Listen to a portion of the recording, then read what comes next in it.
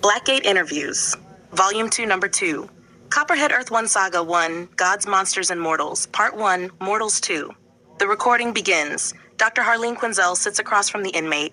Larissa Diaz sits on the other side of the table. Her hands are restrained. She looks completely calm. Harleen opens her file. Interview subject, Copperhead. She looks up. Let's start with your real name. Larissa doesn't answer. Harleen waits. Larissa Diaz? Larissa finally looks at her. That's right. Harleen writes something down. That's the first straight answer I've gotten from you. Larissa smiles slightly. Don't get used to it. Harleen looks through the file. Your physical abilities are highly unusual. Larissa says nothing. Enhanced reflexes, enhanced strength, unusual flexibility, your ability to move like a snake. Harleen pauses, and the venom. Larissa looks at her. You want to know how I got it? I do. Larissa leans back. I'm not sure you really want to know. Harleen closes the file. Try me. Larissa looks toward the observation window. I wasn't born like this. Harleen's expression changes. What do you mean? My DNA was changed. Harleen slowly picks up her pen. Changed how? They took me. Who? I don't know. Larissa pauses. A doctor. Harleen waits. He wasn't exact.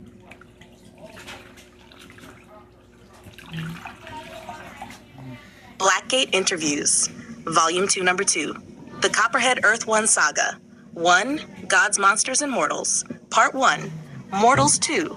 The recording begins. A tape clicks on. Dr. Harleen Quinzel sits across from the prisoner. She opens a folder.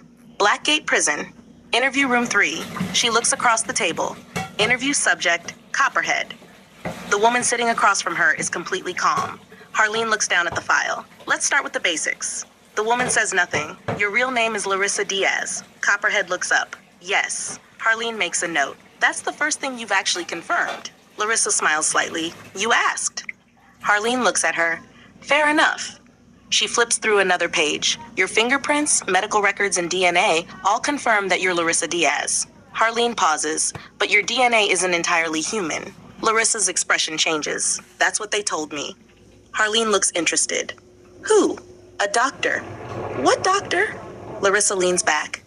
I don't remember everything. Harleen looks at the file.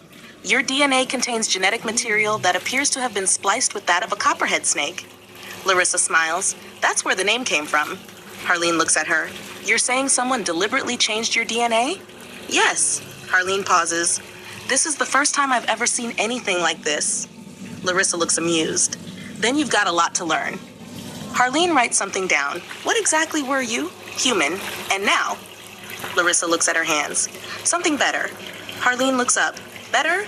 Stronger. She points toward her eyes. Faster. Then toward her teeth. More dangerous. Harleen closes the folder for a moment. You're a metahuman. Larissa looks at her. Metahuman? Harleen hesitates. That's what I'm calling it. Larissa laughs quietly. Sounds complicated. It probably is. Harleen opens the folder again.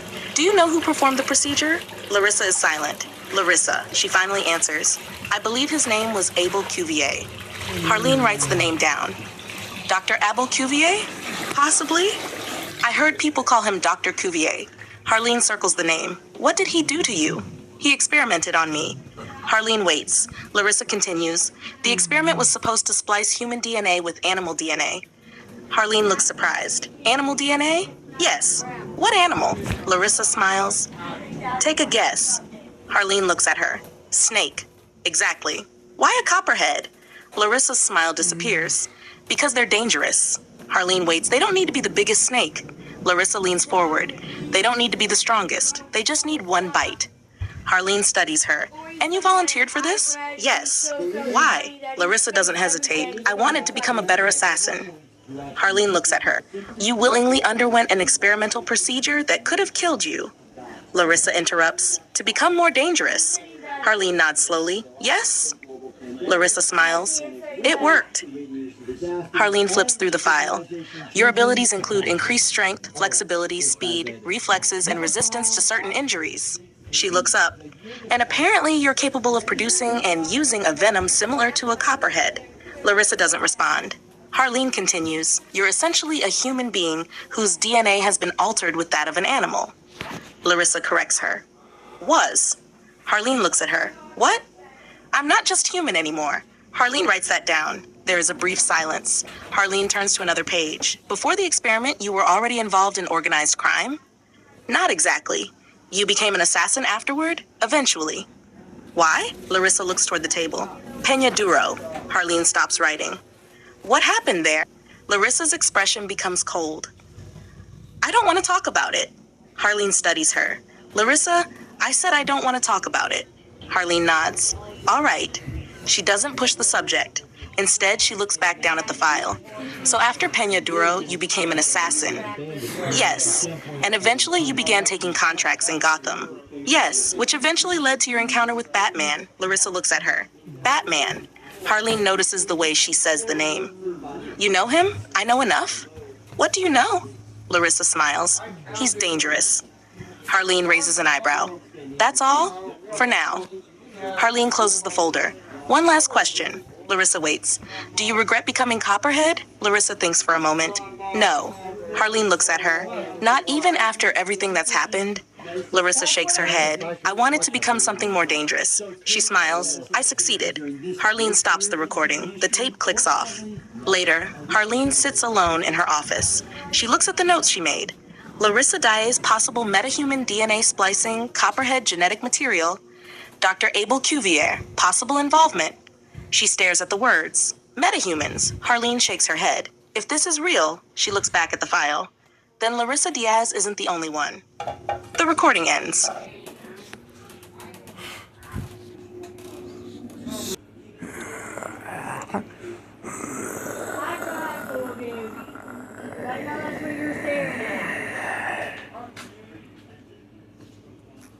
Yeah, your little dude staring at him.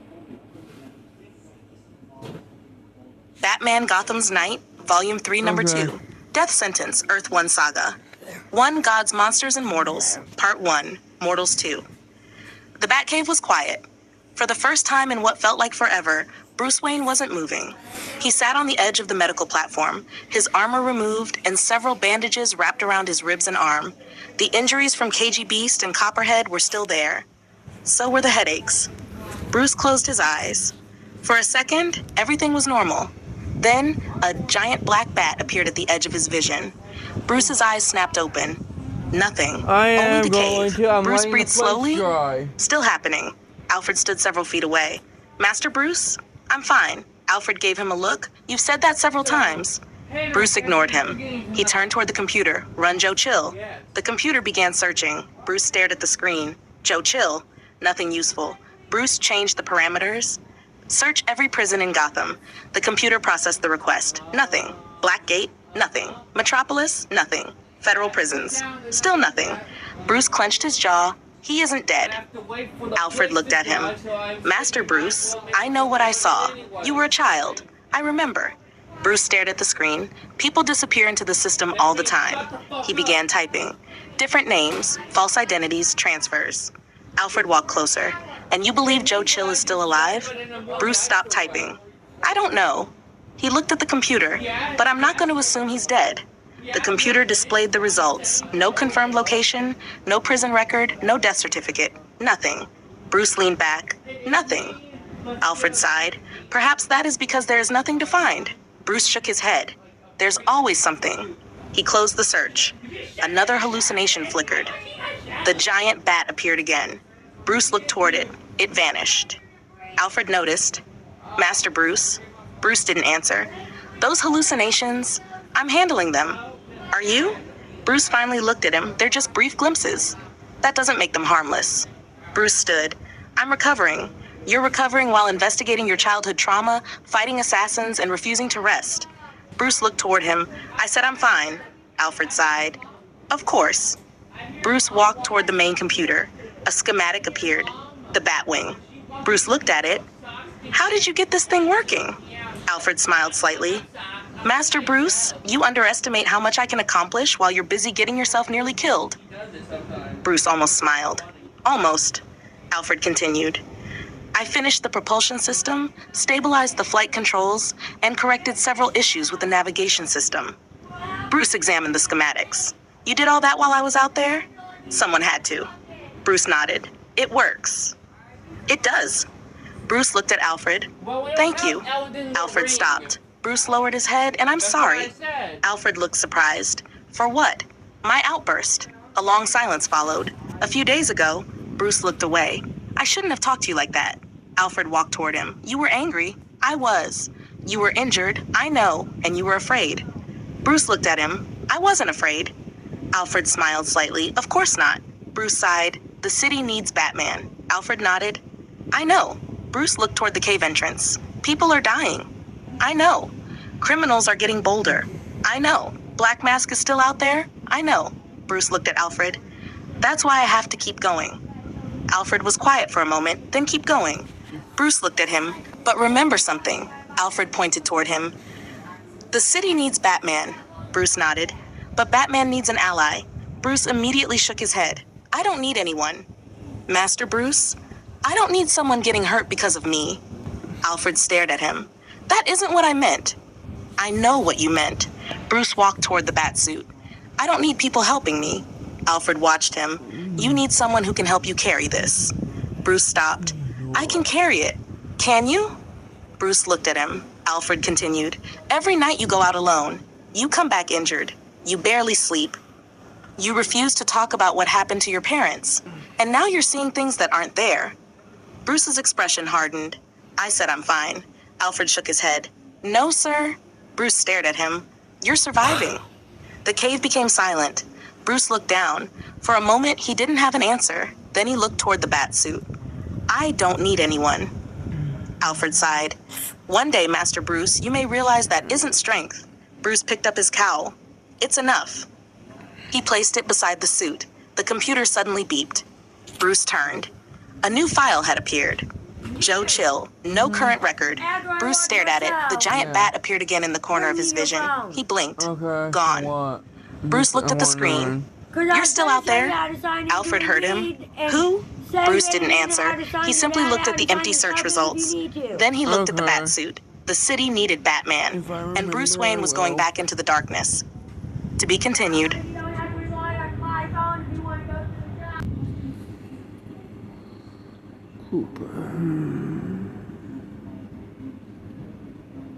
Batman Gotham's Night, Volume 3, Number 3.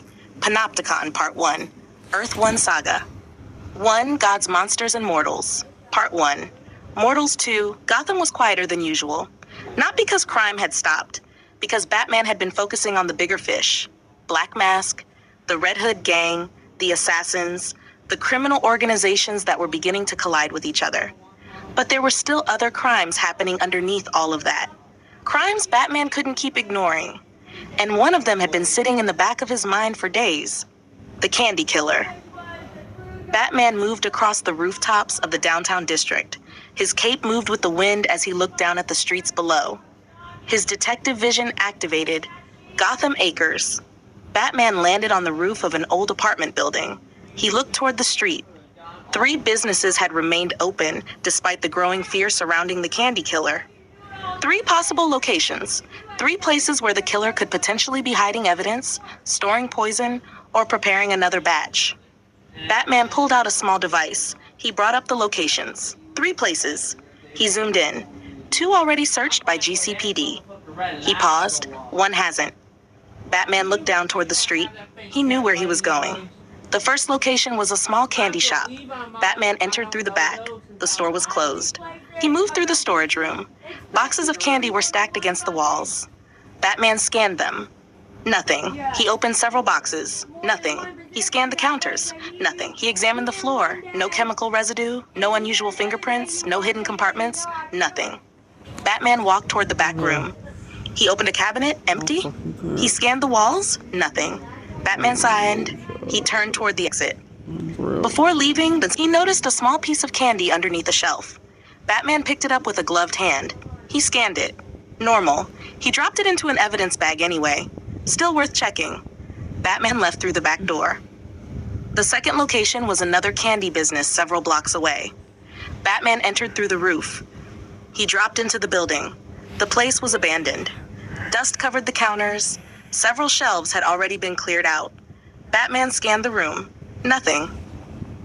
He moved toward the storage area. Boxes. Plastic containers, old receipts. Nothing connected to the murders. Batman opened a refrigerator. Nothing. He checked the floor. Nothing. Then he noticed something, a faint chemical smell. Batman crouched. He scanned the floor. A small amount of residue appeared. His eyes narrowed. He carefully collected a sample. The computer analyzed it. No match. Batman frowned. Not the poison. He looked around. Could have been cleaning chemicals. He searched the rest of the building. Nothing. Another dead end. Batman stepped outside. He looked toward the city. The candy killer was still out there. 12 children were dead. Around 20 adults had died. And Batman still didn't know who was responsible. He looked at the third location on his computer. It was several blocks away. He could investigate it, but not tonight. Something else was happening across Gotham. Black Mask was still building his network. Batman had to divide his attention. He looked toward the rooftops, then fired his grappling gun. The cable caught the side of a building. Batman pulled himself upward. His cape spread behind him as he disappeared into the darkness. Across Gotham, Renee Montoya was walking through the downtown district. She had left the GCPD earlier. She wasn't technically working tonight, but she couldn't stop thinking about the candy killer. She couldn't stop thinking about the victims. 12 children, around 20 adults. She had spent too much time staring at photographs, too much time reading reports, and she wasn't going to sit around waiting for someone else to find the killer. Montoya reached Gotham Acres. She looked around. All right, she pulled out her notebook. 3 locations. She had discovered 3 candy businesses that were still operating despite the growing fear. If the killer was using one of them, she wanted to find out. The first location was a small candy store. Montoya walked inside. The owner looked nervous. "Can I help you?" Montoya showed her badge. "Detective Montoya." The man's expression changed. "Is this about the killer?"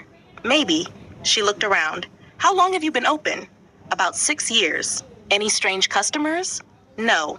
"Anyone buying unusual amounts of candy?" The owner thought. "No." Montoya looked toward the shelves. "Mind if I look around?" "Go ahead." Montoya searched the store, storage room, back office, freezer, nothing. She checked the trash, nothing. No suspicious chemicals, no unusual records, nothing. Montoya closed her notebook. "Thank you for cooperating." The owner nodded. "Detective?" Montoya looked back. "Please catch whoever is doing this." Montoya looked at him. "I will." She left. The second location was another business nearby. Montoya entered. This time the place was nearly empty. She showed her badge to the employee. "I'm investigating the candy killer." The employee immediately became nervous. "We haven't done anything." "I didn't say you did." Montoya walked around. She checked the storage area. Nothing. She checked the back office. Nothing. She examined the candy containers. Nothing. Montoya looked through the trash. Again, nothing. She sighed. Another dead end. She walked outside. The sun was beginning to disappear behind the buildings. Montoya stood beside the police car. She looked at her notebook. 2 locations. Nothing. 1 remaining. Montoya got into the driver's seat. She started the engine. Her eyes remained fixed on the road ahead. The candy killer was still somewhere in Gotham, and she wasn't going to stop looking. Montoya pulled away from the curb. The police car disappeared into the streets of Gotham Acres. Somewhere else in the city, Batman was doing the exact same thing. Neither of them knew how close they were getting. To be continued.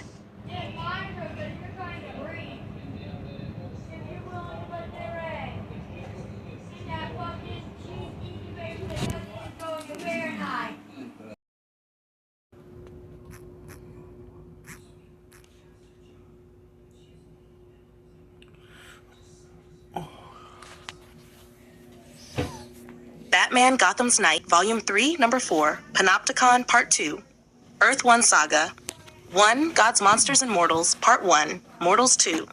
The downtown district was quiet. Too quiet. Batman stood on a rooftop overlooking Gotham Acres. His detective vision displayed the final location. Candy business. Active. Batman narrowed his eyes. This is it. He fired his grappling gun. The cable caught the side of the building. Batman swung down into the alley. At almost exactly the same time, another vehicle pulled up nearby. Renee Montoya stepped out. She had been following the same lead. Montoya looked toward the building. Then she saw him. Batman.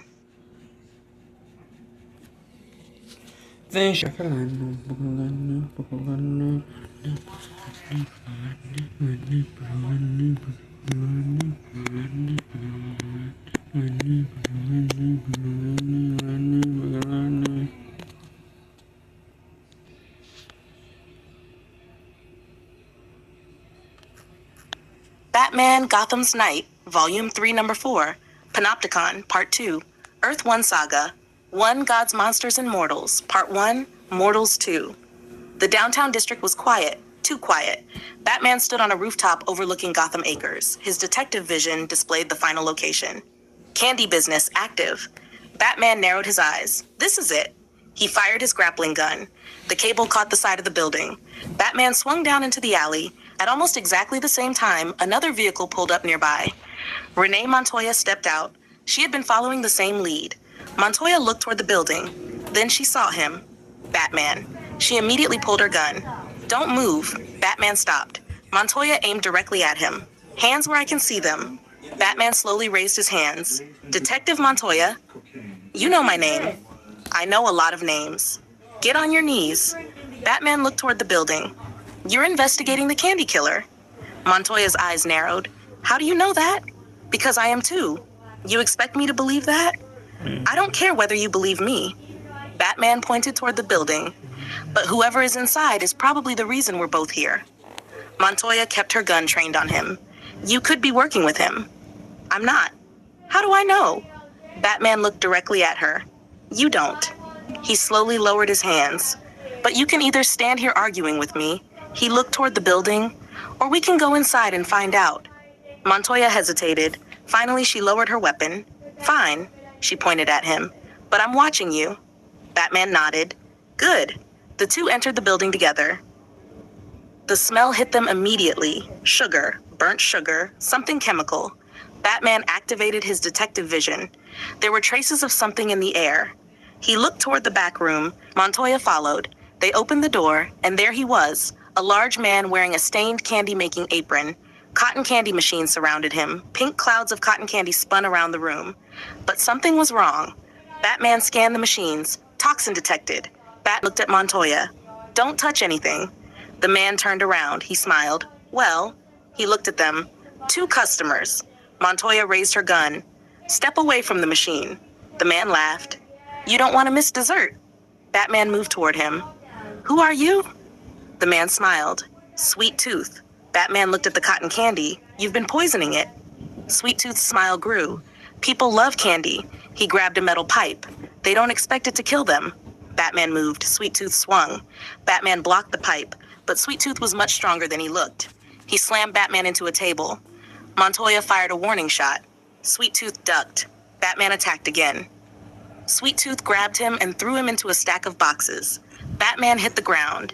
Sweet Tooth charged. Batman tried to get up. Too late. Sweet Tooth slammed him into the wall. Everything went black.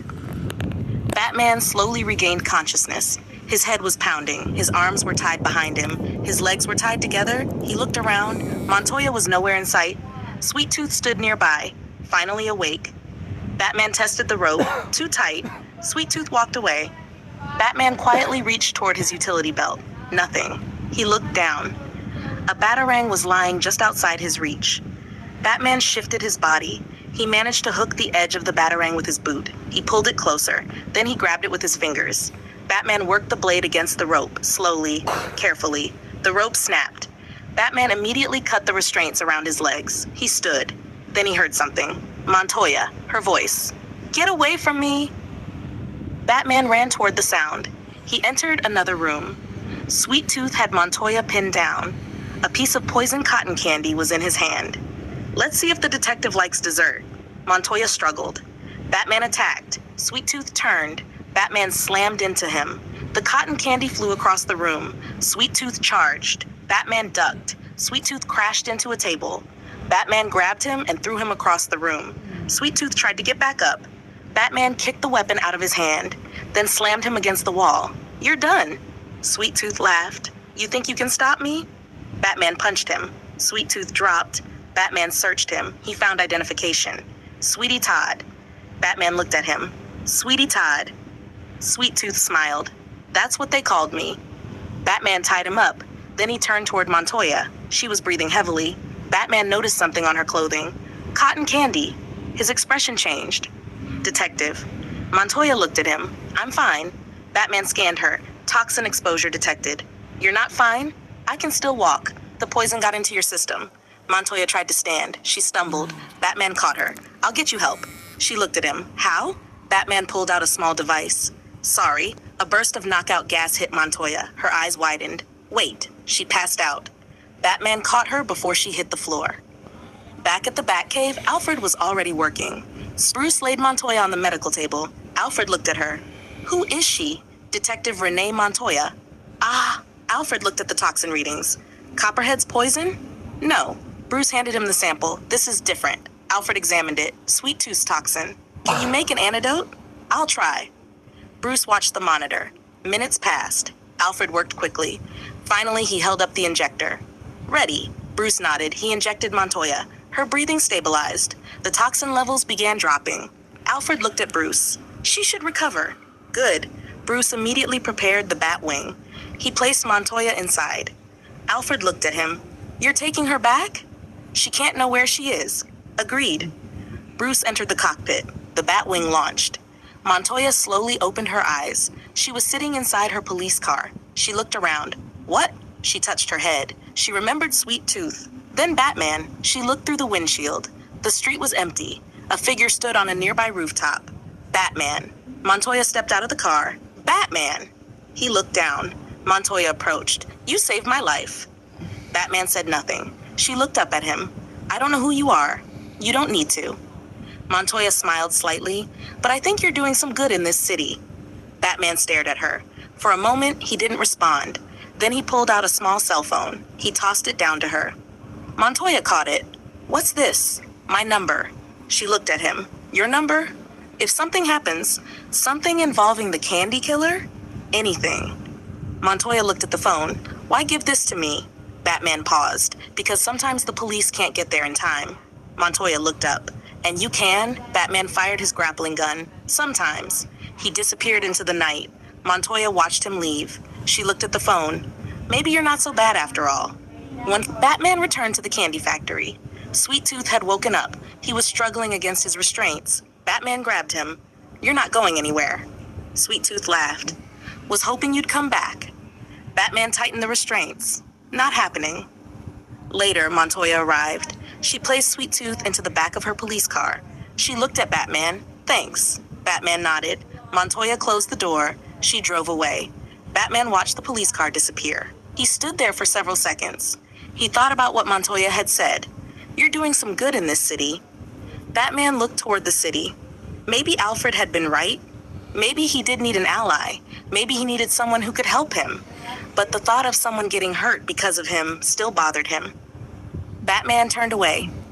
Not yet. Back inside the Batcave, Bruce removed Sweet Tooth's name from his crime board. One less killer. One less threat. He opened the trophy room. Inside were pieces of his past investigations. He placed a sealed bag containing the poison cotton candy inside. Beside it went a sample of Copperhead's poison. Then a piece of KG Beast's uniform. Bruce looked at the collection. Every piece represented someone who had tried to destroy Gotham. Every piece represented another reason he kept going. Alfred walked toward him. Your collection is growing. Bruce looked at the trophies. Unfortunately. He walked toward the main crime board. Alfred had been adding new cases from the police communications Bruce had been monitoring. Bruce looked at the newest case. He stared. What's this? Alfred looked at the board. A vandalism report. Bruce read it. Unknown male throwing eggs throughout downtown district. Bruce stared. Eggs? Apparently, Bruce sighed. Seriously? Downtown Gotham. A teenager was running down the street. He threw another egg. It smashed against a building. Police officers chased him. Stop. The teenager laughed. Batman dropped down in front of him. The boy stopped. Oh, crap. Batman looked at him. Enough. The teenager tried to run. Batman grabbed him. Let go. Uh-oh. Batman gently restrained him. The boy struggled. I'm not hurting anybody. You're vandalizing property, the boy sighed. My name is Vincent Dozier. Batman looked at him. Congratulations. Vincent looked confused. What? You just introduced yourself. Batman contacted Montoya. Detective Montoya, she answered. Batman? I have your vandal, Montoya sighed. Vincent? Apparently. I'll come get him. Batman waited. A police car arrived. Montoya stepped out. She looked at Vincent. Egghead? Vincent frowned. Seriously? Montoya shrugged. That's what everybody's calling you, Vincent groaned. That's stupid, Batman looked at him. Then stop throwing eggs. Montoya took Vincent into custody. He'll be processed through Gotham Juvenile Detention. Batman nodded. Montoya looked at him. Thanks. Batman disappeared before she could say anything else. Later that night, Gotham erupted. A group of rioters had taken over part of the downtown district. Police vehicles surrounded the street. People were throwing bottles. Windows were being smashed. Batman landed on a rooftop. He looked down. Great. He jumped. The first rioter swung at him. Batman ducked. He grabbed the man's arm and restrained him. Another charged. Batman blocked him. A third tried to attack from behind. Batman turned and knocked him down. The crowd began scattering. Batman moved through them, one after another. The rioters were restrained. The police moved in. Batman stood in the middle of the street. Sirens filled the night. He looked around Gotham. The city was still broken, still dangerous, still full of criminals. But tonight, at least, another part of it was a little safer. Batman fired his grappling gun. He disappeared into the darkness. And somewhere in Gotham, Renee Montoya was still carrying the phone Batman had given her. To be continued.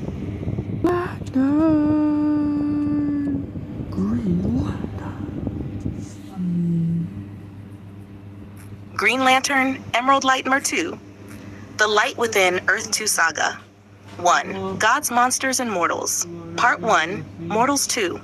Alan Scott had always believed that light meant something. It meant safety. It meant hope. It meant there was still something worth protecting. But lately, Alan had started wondering what happened when the darkness was stronger. The city below him was covered in shadows. Alan stood on the roof of a tall building, his green uniform hidden beneath his coat. He looked down at the streets. Crime had been increasing. Gang activity, robberies, people disappearing. The police were overwhelmed. Alan clenched his fist. The green ring on his finger began glowing. He raised it. All right. The emerald light grew brighter. Let's see what you've got. Alan jumped from the roof. Green energy surrounded him. He flew over the city. Earlier that night, Alan had been investigating a series of robberies. The strange thing was that every robbery had one thing in common. The criminals weren't stealing money. They were stealing pieces of technology, electrical equipment, generators, power supplies. Alan had followed the trail to an abandoned factory. He landed outside. The building was almost completely dark. Alan looked at the entrance. Definitely suspicious. He walked inside. The lights flickered. Alan raised his ring. Who's there? Nothing. Then a gunshot. Alan moved. The bullet bounced off a green energy shield. Alan looked toward the shooter. You're going to need a bigger gun. Several criminals stepped out of the darkness. One of them laughed. Get him! Alan raised his hand. A giant green fist appeared. It slammed into the criminals and sent them flying across the room. Alan smiled. Okay. He walked forward. That was easy. A loud mechanical noise came from behind him. Alan turned. A massive machine emerged from the shadows. Alan stared. That wasn't there before. The machine fired. Alan created a green shield. The blast hit it. Alan was pushed backward. Okay, he looked at the machine. Not so easy. The machine charged. Alan flew upward. It smashed through the wall. Alan flew around it. Come on, big guy. He created a green hammer. He swung. The hammer smashed into the machine. It staggered. Alan created chains around its legs. The machine tried to break free. Alan pulled harder. Stay. The machine's systems began overheating. Alan looked at it. You're stealing electrical equipment to build this thing. He created a massive green drill. Bad idea. The drill tore through the machine's armor. The machine exploded. Alan landed. The criminals stared at him. Alan looked at them. Anybody else? Nobody moved. Alan smiled. Good. Later, Alan stood inside the factory looking through the evidence. He found blueprints. He found lists. He found photographs. Someone had been organizing the robberies. Alan looked at one of the papers. There was a symbol on it. A strange black circle. Alan didn't recognize it. He put the evidence into a green energy container. I've got a feeling this isn't over. The ring began glowing. Alan looked down at it. For a moment, the green light became brighter. He heard something. A voice. Not from the criminals, not from the police. Something else. Alan Scott. Alan froze. Who's there? Silence. Then the voice returned. The light has chosen you. Alan looked around. What does that mean? No answer. The green glow faded. Alan stared at his ring. Great, he sighed.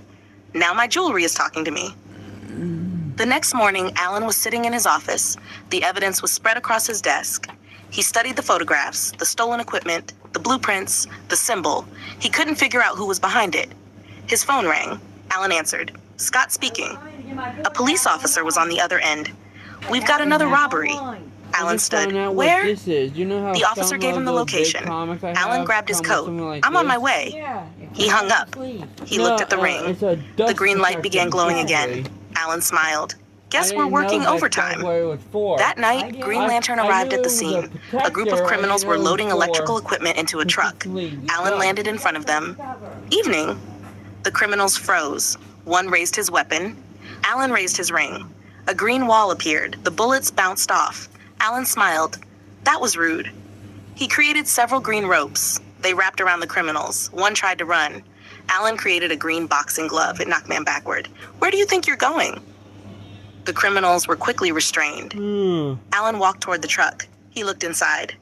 More stolen technology, more generators, more electrical equipment. But there was something else. A small green crystal. Alan picked it up. His ring reacted immediately. The crystal began glowing. Alan's eyes widened. What are you? The crystal suddenly released a burst of energy. Alan was thrown backward. He hit the ground. His ring flickered. For a moment, Alan couldn't move. Then he heard the voice again. The darkness is coming. Alan slowly stood. Who's saying that? Nothing. He looked at the crystal. It had gone completely dark. Alan placed it inside a containment field. He looked toward the night sky. Whatever you're warning me about. He raised his glowing ring. I'm ready. Green light surrounded him. Alan flew into the sky. Below him, the police began taking the criminals into custody. But Alan knew this wasn't just another robbery. Someone was collecting technology. Someone was building something. And whatever that strange crystal was, it had recognized his ring. Alan looked toward the horizon. Looks like I've got another mystery. The emerald light of his ring became brighter. Green Lantern disappeared into the night. To be continued.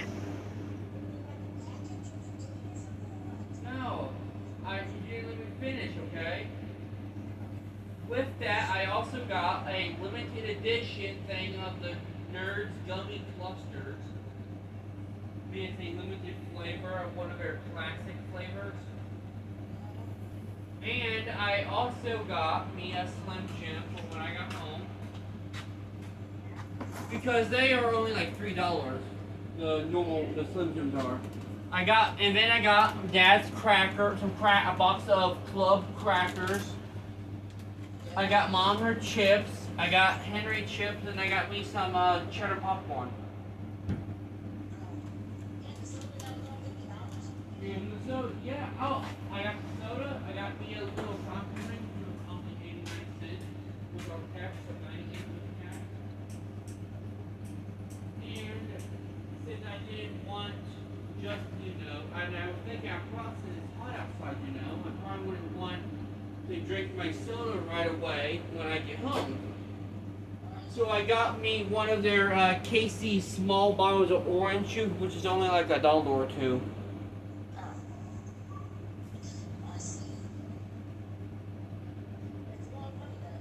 I know.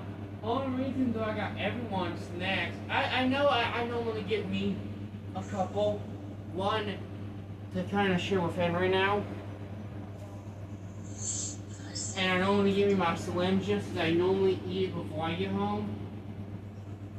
So that I would have something, in my stomach at least before I got home to make supper. But only reason I got snacks today was because I wanted to try the limited edition gummy things. And I knew that boy was going to whine and complain if he didn't get any. Did you wish Josie happy birthday? Batman Gotham's Night, Volume 3, Number 5. Panopticon, Part 3, Earth 1 Saga. 1. Gods, Monsters, and Mortals, Part 1, Mortals 2. The downtown district of Gotham was alive tonight. Music poured out of the clubs, cars lined the streets, criminals walked openly through the crowds, and somewhere among them was Batman.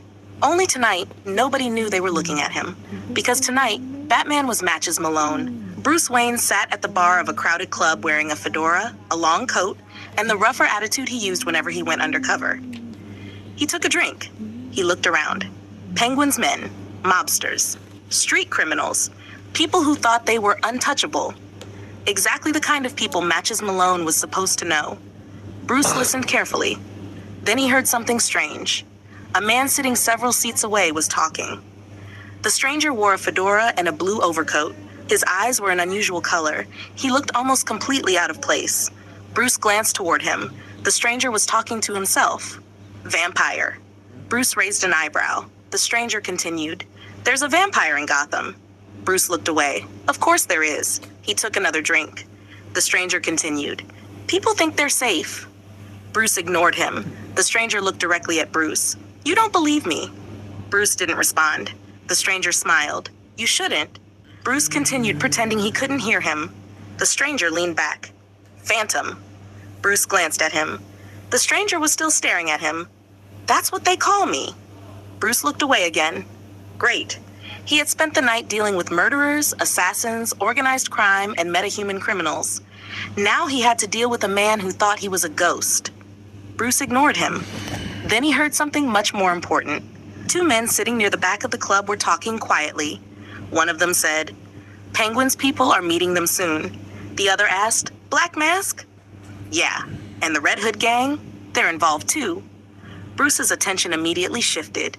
The stranger noticed. He smiled. "Now that," he looked toward the men, "is something you should listen to." Bruce continued playing the role of Matches Malone. One of the criminals continued talking. "Meeting's supposed to happen at the docks." "When?" "Don't know yet." "You're sure Cobblepot's people are involved?" "That's what I heard." Bruce memorized every word. Penguin, Black Mask, Red Hood gang. Again, the criminal conversation continued. Apparently, they're talking about joining forces. Bruce's expression barely changed, but inside, his mind was already working. "So that's what this is." The stranger leaned closer. "You look like you're thinking." Bruce finally looked at him. "Thinking about what?" The stranger smiled. "The vampire." Bruce stared at him. Then he turned back toward the bar. "I'm not interested." The stranger laughed quietly. "You will be." Bruce ignored him again. A few minutes later, he stood up. He tossed money onto the counter, then walked toward the exit. As he passed the strange man, the stranger said, "See you around, Batman." Bruce stopped for half a second, then continued walking. The stranger smiled. Outside, Bruce entered a nearby alley. He looked around. Nobody was there. He removed his fedora, then his coat. Underneath was part of the Batman suit. Bruce pulled his cowl into place. He looked back toward the club. Vampires. He shook his head. Probably nothing. He fired his grappling gun. The line caught the roof. Batman disappeared into the darkness. Epilogue. Far away from downtown Gotham, underneath the abandoned remains of Arkham Asylum, something sat in the darkness. The old Arkham facility had been shut down. The building above was damaged, forgotten, but beneath it was something that had been hidden for years, a massive metal box. It was unlike anything else in Gotham. Ancient symbols covered its surface. The object was completely silent. A single word had been carved into the side. Mother Box. Nothing happened. No lights, no sound, no movement. It simply sat there beneath the ruined asylum, waiting. The darkness surrounding it remained completely still, and somewhere far above it, Gotham continued to sleep, for now.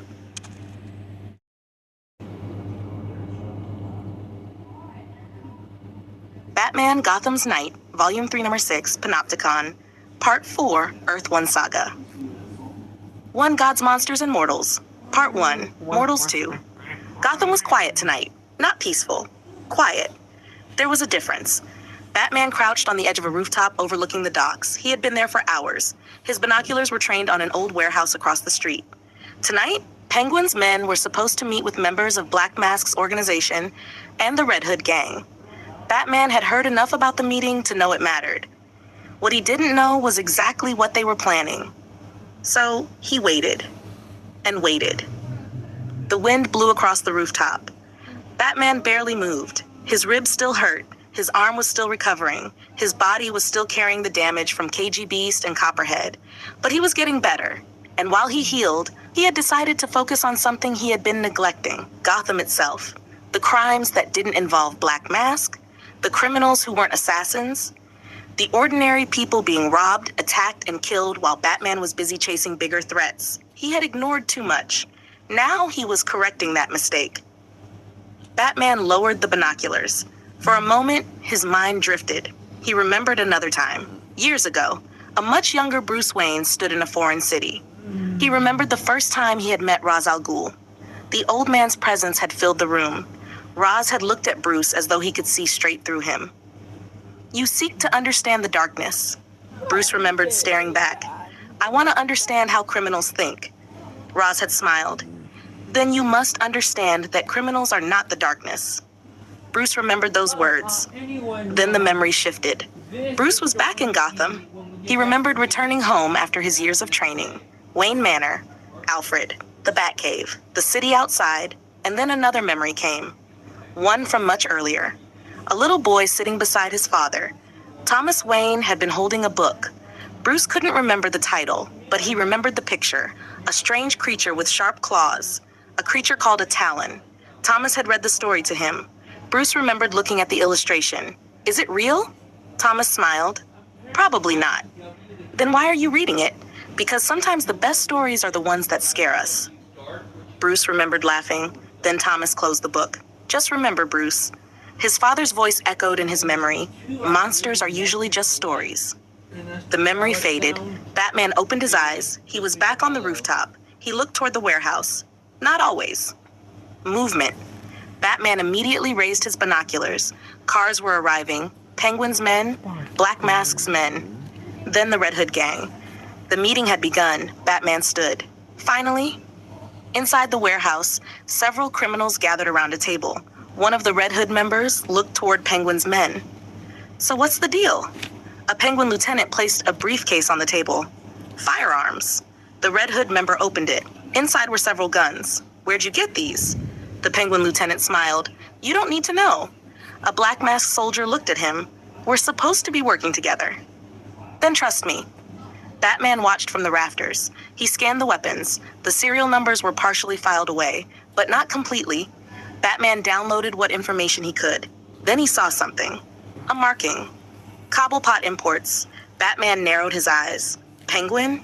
He had suspected it, but suspicion wasn't evidence. He needed something concrete, something that would hold up in court. Batman dropped from the rafters. Everyone looked up. "What the hell?" Batman landed in the middle of the table. The guns went flying. A Red Hood member charged. Batman ducked the punch and drove his elbow into the man's stomach. Another attacked. Batman grabbed him and threw him into the wall. A Black Mask soldier pulled a gun. Batman threw a batarang. The weapon flew from his hand. Batman moved through the room. One criminal after another fell. A Red Hood member swung a crowbar. Batman blocked it. He grabbed the man's wrist, twisted. The crowbar dropped. Batman kicked him into a stack of crates. Another criminal tried to escape. Batman fired his grappling gun. The cable wrapped around the man's legs. Batman pulled. The man crashed onto the floor. Within minutes, the warehouse was silent. Batman stood among the unconscious criminals. He looked at the guns. He picked one up. The markings were still there. Penguin's supply chain? But legally, not enough. Batman sighed. Not enough. He placed the weapon back down. He had the pieces, but he still needed the proof. He looked at the criminals. Penguin? Batman walked away. "You're getting closer." Later that night, Batman returned to the rooftops. He stopped. Another thought came to him. The thief. For days, he'd been tracking a thief who had been breaking into businesses across Gotham. He had found fingerprints, security footage, broken locks, but no identity. Nothing he could use, because he hadn't been looking hard enough. Black Mask had consumed his attention. The assassins had consumed his attention. Every time another criminal appeared, Batman had chased the bigger threat. Now he was finally looking at the rest of Gotham, and there was a lot to find. Batman looked over the city, one case at a time. He fired his grappling gun. The next day, Bruce Wayne sat across from a woman at a restaurant. Her name was Selina Kyle. Bruce took a sip of his drink. So, Selina smiled. So, how long have you lived in Gotham? Selina leaned back. Long enough, Bruce smiled. That's not very specific. You didn't ask a specific question. Bruce laughed. Selina smiled. You always this serious? Usually. That's unfortunate. Bruce laughed again. The date was going surprisingly well. For once, Bruce wasn't thinking about Gotham. Not Black Mask, not Penguin, not assassins, not the Candy Killer, not the bodies. Just Selina. For a little while. That night, Batman was back in Gotham. A Red Hood gang operation was taking place in an alley. Batman watched from above. One criminal handed another a weapon. Batman dropped down. The first criminal barely had time to react. Batman knocked him down. Another pulled a knife. Batman grabbed his wrist. Bad idea. He disarmed him. Another tried to run. Batman chased him across the alley. The criminal climbed a fire escape. Batman followed. The Red Hood member reached the rooftop. Batman was already there. The man froze. How? Batman punched him. He collapsed. Batman stood over him. You're going to tell me where the rest of your gang is. The man groaned. Batman looked toward the skyline. The city stretched out before him. Gotham was still dangerous, but Batman was beginning to see it differently. He wasn't just hunting Black Mask anymore. He was watching everything, every crime, every gang, every missing person, every murder, every thief, every corner. The entire city had become his responsibility. Batman fired his grappling gun. As he disappeared into the darkness, one thought remained in his mind. Nothing gets past me anymore. To be continued.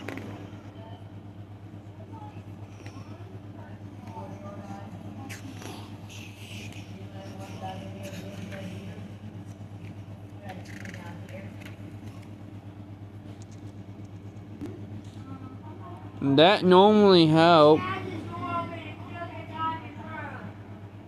Tash Adam, Okay. Batman Gotham's Night, Last time I Volume 3, walked Number back 7, that way, it wasn't Panopticon, open. Part 5, Earth 1 Saga. 1. God's Monsters and Mortals, Part 1. Mortals. December had arrived in Gotham. The city was colder, the nights were longer, and Christmas was only a few days away. Batman stood on a rooftop overlooking the city. He looked at the lights decorating the streets. People were preparing for Christmas. Families were shopping. Children were waiting for presents. For a moment, Bruce allowed himself to think about something other than crime. Just a few more days. He wanted Black Mask finished before Christmas. After everything that had happened, the assassins, KG Beast, Copperhead, Penguin, the Red Hood gang, Bruce wanted Roman Sionis behind bars before the holiday arrived. Then his police scanner interrupted him. Batman immediately focused. Units responding to an armed operation in the financial district. Batman looked toward the skyline. Another night. He fired his grappling gun. Batman landed on the roof of a warehouse. Below him was an operation belonging to Rupert Thorne. Several men were moving crates through the building. Batman watched him for a few seconds. Then he dropped. The first thug barely had time to turn around. Batman hit him. Another pulled a gun. Batman threw a batarang. The weapon flew across the room. A third thug charged. Batman sidestepped him and slammed him into a crate. Where's Thorne? Nobody answered. Batman grabbed one of the men by his jacket. Where? The man pointed toward an office. Batman threw him down and walked inside. Rupert Thorne was standing behind a desk. He looked up. You! Batman stared at him. Rupert Thorne. Thorne slowly smiled. Well, this is unfortunate. Batman grabbed him. Thorne's men rushed into the office. Batman turned. Within seconds, they were all on the floor. Thorne looked around. You think this changes anything? No. Batman grabbed Thorne by the collar. It changes tonight. Thorne was taken down, but Batman wasn't finished. He discovered that the operation had been connected to another member of the Thorne family. Bradford Thorne. Known in Gotham's criminal world as Crime Doctor, Bradford had been using his medical knowledge to help criminals who didn't want to go to hospitals. Bullet wounds, knife wounds, broken bones. He patched them up. Batman tracked him to an underground medical facility. Bradford looked up as Batman entered. You're ruining my business. Batman walked toward him. Your patients are criminals. Bradford picked up a surgical instrument. And? Batman disarmed him. You're done. Bradford attacked. Batman blocked him and slammed him against the operating table. A few minutes later, Crime Doctor was restrained. Batman looked around the room. Another criminal operation dismantled. But he knew there were still bigger problems. Black Mask. Later that evening, Batman was moving across Gotham when his police scanner came alive.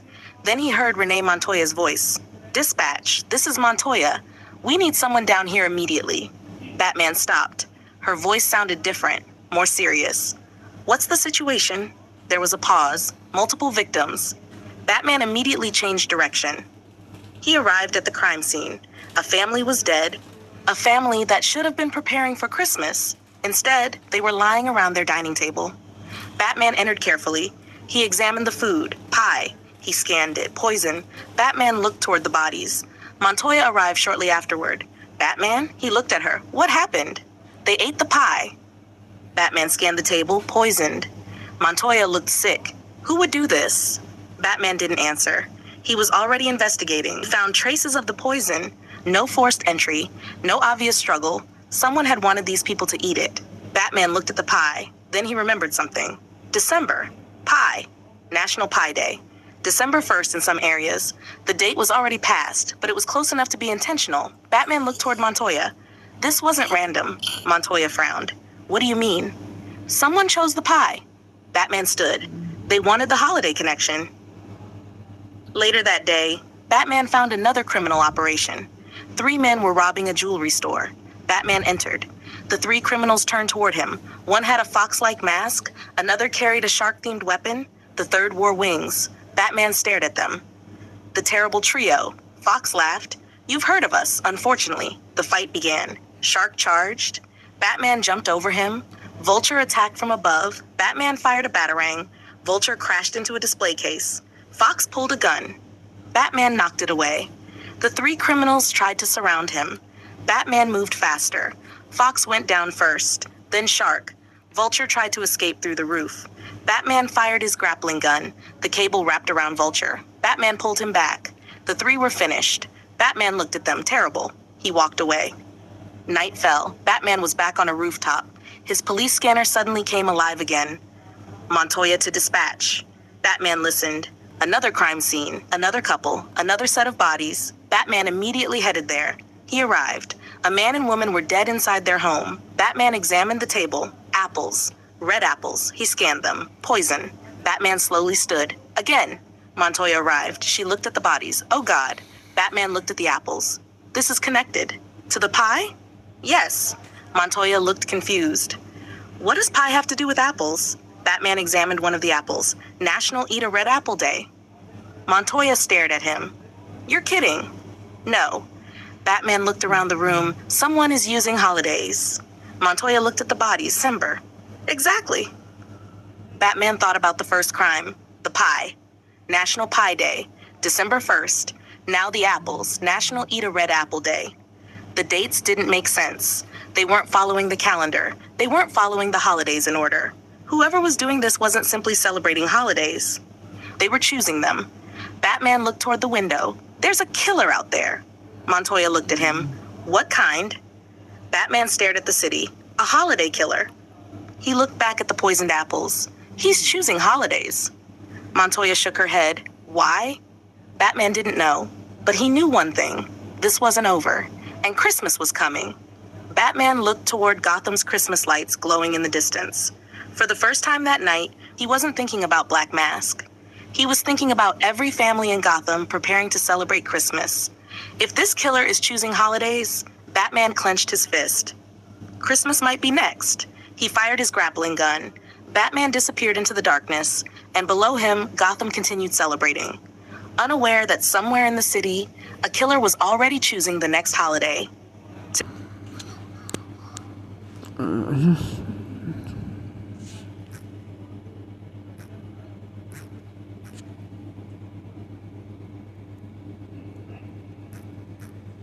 Batman, Gotham's Night, Volume 3, number 7.2. The Checkup Earth 1 Saga. 1. God's Monsters and Mortals, Part 1, Mortals 2. The Batcave was quiet. The only sounds were the computers humming and the occasional drip of water somewhere in the darkness. Bruce sat at the Batcomputer. Photographs were spread across the screen. The family killed by poisoned pie. The couple killed by poisoned apples. The evidence, the food, the dates, the supposed holiday connections. Bruce stared at everything. Alfred walked down the stairs carrying a cup of coffee. He stopped beside Bruce. Master Bruce, sir? Bruce didn't look away from the monitor. Yes, Alfred? How exactly did you know those murders were connected to holidays? Bruce finally looked at him. I don't fully know. Alfred raised an eyebrow. You don't? No. Bruce turned back toward the computer. I just have this feeling. Alfred looked at the evidence. A feeling? Something about the way the crimes were committed. Bruce brought up the photographs of the pie. Nobody randomly poisons a family with a pie. Then he brought up the photographs of the apples. And nobody randomly poisons two people with red apples. Alfred nodded. I suppose that is true. Bruce zoomed in on the evidence. There's a pattern. But you don't know what the pattern is yet. No. Bruce leaned back. That's what's bothering me. Alfred looked at the screen. And how do you know it's a man? Bruce paused. I don't. Alfred looked at him. Bruce sighed. I don't really know that either. He looked back at the evidence. It's just... Bruce struggled to explain it. It's a strange case, Alfred. He stood up. A very strange case. Bruce walked toward the trophy room. I've dealt with criminals who wanted money. He passed the evidence from Firefly. Criminals who wanted revenge. He passed the evidence from Huntress. Criminals who wanted power. He passed the evidence from Black Mask. And criminals who just wanted to hurt people. He stopped. The reason doesn't matter. Alfred followed him. Because? Bruce looked at the evidence.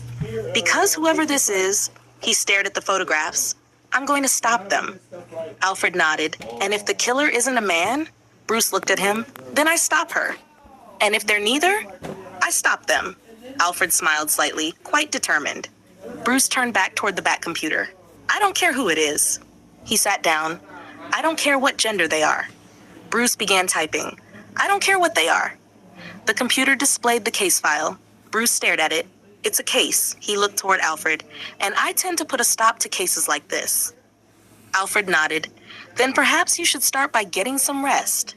Bruce ignored him. Master Bruce? I'm fine. You've said that before. Bruce continued working. Alfred sighed. I suppose there's no convincing you. Bruce looked at the evidence again. The poisoned pie, the poisoned apples, the holidays. Something was connecting them. He just couldn't see it yet. But he would. He always did. Bruce looked at the clock, then back at the case. Christmas is coming. Alfred understood immediately. And you're concerned it may be next? Bruce nodded. Yeah. He turned back toward the computer. So let's find them before Christmas. The Bat computer continued displaying the photographs. The Batcave remained silent. And somewhere in Gotham, the holiday killer was still out there. To be continued.